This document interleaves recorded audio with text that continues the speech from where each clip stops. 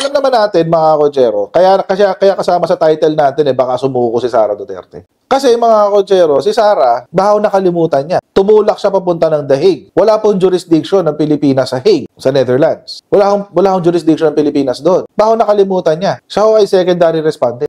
Ibig sabihin, kasama ko siya sa kaso ng ICC. Si Malutikia nagkakalat ng fake news. Bakit? Ano meron? Tingnan natin. Wait. Eto ba yung sinabi daw ni Trump? Fake news to Unahan ko na. Fake news to papakita ko sa inyo si Maltik nag-share. Courtesy of Fox News Media. Let me tell you folks, I don't admire a lot of people. Parang parang ChatGPT to Very few believe me, but one of the leaders I truly respect is the former President of the Philippines, Rodrigo Roa Duterte. During my time in office, he showed incredible love for his country. He fought hard, he stood strong, and you know what? I can't blame him for the war on drugs he led. He did what he had to do. Tremendous leadership. Really, I have great respect for him. Donald Trump, US President. Fox News Media daw. Hinanapan ng link ko. Link please, link. Sabi sa inyo, hindi na uubra talaga ngayon yung fake news Kung noon, mga kotsero, umubra yung fake news at hindi naniniwala lang tayo simply because, trust me bro, hindi na pwede ngayon. Kahapon lang, pinapakinggan ko si Donald Trump sa sa tao dito, first time niyang sumakay ng Tesla Mukhang hindi naman, parang di ko nakikita si Trump na ganito magsalita. pero wala, parang hindi. Na-fact check na to. Fake news to Wala naman Fox News Media. Parang alam ko walang Fox News Media. So Maltik, FYI lang baka gusto mong iburahin na to, huwag mong panindigan to. Don't die on this hill. Miss Malutigia. Fake news to Fake news yun. Walang ganun. Pero ang dami na nakakita 22,800 views. Correct. Umaten pa naman ang TRICOM si Miss Malutigia. Dapat malinis ang kamay niya sa fake news. So, akala ko ba lumalaban sa misinformation at malinformation at disinformation si Malutigia? If I'm not mistaken, di ba sinabi pa nga niya doon sa hearing kung parang nag-volunteer yata siya or she offered her skills to be part of the team na bubuo ng batas tungkol sa fact check. Parang, I could be wrong, pero parang I heard something like that. Or at least yun yung interpretation ko doon sa narinig niya, sa sinabi niya. Sana hindi rin kayo nagkakalat noon ng fake news. Kung gusto maging parte ng lalaban sa fake news, dapat hindi rin galing sa'yo. Don't die on this hill, Miss Malu. Wala namang problema, maging Duterte supporter siya Ang problema, yung kapag may sinasabing peke. Si Vice Ganda din, ginawa, Diyos ko naman. Kalaban talaga yun galit na galit kay Dugong yun pati siya ginawa ng ganyan. Alam natin mga kotsero, si Sara Duterte tumulak na papunta ng Hague. Nagpunta na siya ng The Hague. Bumiyahin na siya agad-agad. Hindi natin alam kung nagpaalam siya sa administrasyon. Buti pa si Pulong nagpaalam sa Kamara de Representante. Si Sara hindi natin alam kung nagpaalam kasi tinanong kanina si Yusek Claire kung nagbigay ba ng letter or nagpaalam ba or humingi ba ng travel clearance. Itong si Sara Duterte sa Malacanang or at least sa Malacanang kasi parte siya ng administrasyon. Ang sabi hindi raw. None that they know of. Sabi ni Yusek Claire. Kasi kanina, sabi ni Yusek Claire sa press briefing niya, hindi pa rin nila sigurado. So, baka ngayon na-confirm na. So, meron. Okay, so meron. So, buting kumuha siya ng clearance kasi kung hindi, masyado ng bastusan yun. Or baka pahabol na lang. Di ba? Baka pahabol. We don't know. Baka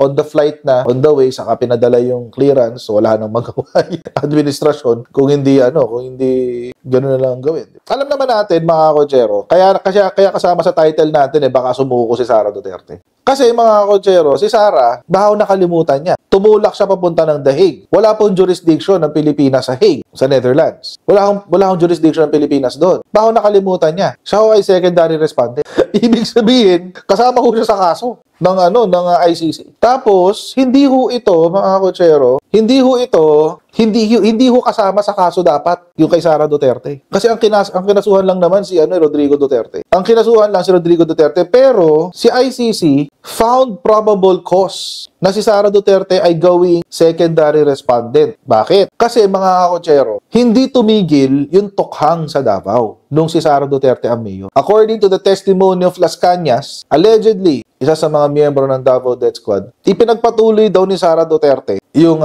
tukhang dyan sa Davao City. Pinagpatuloy doon. And ang usapan lang, itong mga patay, yung mga bangkay, ay huwag i-dispose sa loob ng Davao City. Kailangan sa labas. Kailangan sa labas doon ng Davao City. Yun lang yung usapan. So, ipinagpatuloy niya yung Davao Death Squad, pinondohan din niya, may reward system siya, etc. Pero ang usapan lang ay hindi itatapon ang bangkay sa Davao City para hindi ma-attribute sa kanya. Dadalhin out of Davao City para hindi maikabit sa kanya yung patay o para hindi maikabit sa Davao City yung patay. Yun yung kwento ni Las Cañas. Yun yung quarry eh. Naalala niyo yung quarry na lagi daw, yung may firing range daw na pinupuntahan nila para lang baril-barilan. Doon. Yun yung nila, mass grave. Doon nililibing sa quarry. Kaya pala quarry, panlibing. Hindi siya firing range, firing squad. Tapos ililibing na doon. Rekta. So, kaya siya naging secondary respondent. Ayan, kaya secondary respondent si Sara Duterte. And what if, pinaglalaroan lang naman natin yung ideya, no? Pero what if meron na ring warrant? And what if, pagdating doon ni Sara Duterte, ay biglang naglabas ang papel ng ICC, andito ka na, sumama ka na sa pre-trial. Isubpi na bigla si Sara Duterte, no? Andito ka na, para sa tatay mo, isasama ka namin sa pre-trial. What if, no? What if? Again, naglalaro lang ang ating isip. Pag nangyari yun, mga kotsero, wala na. Sira na ang kampanya ng mga senador ni Rodrigo Duterte. Wala silang leader. Wala si Digong, wala si Sara. Bad move. Bad move kay Sara. What if lang naman? We don't know. Baka hindi pa mangyari yung impeachment. Kasi nakadetain doon si Sara Duterte. Diba? Nakadetain siya doon. Oo, baka hindi pa mangyari yung impeachment. So, we don't know.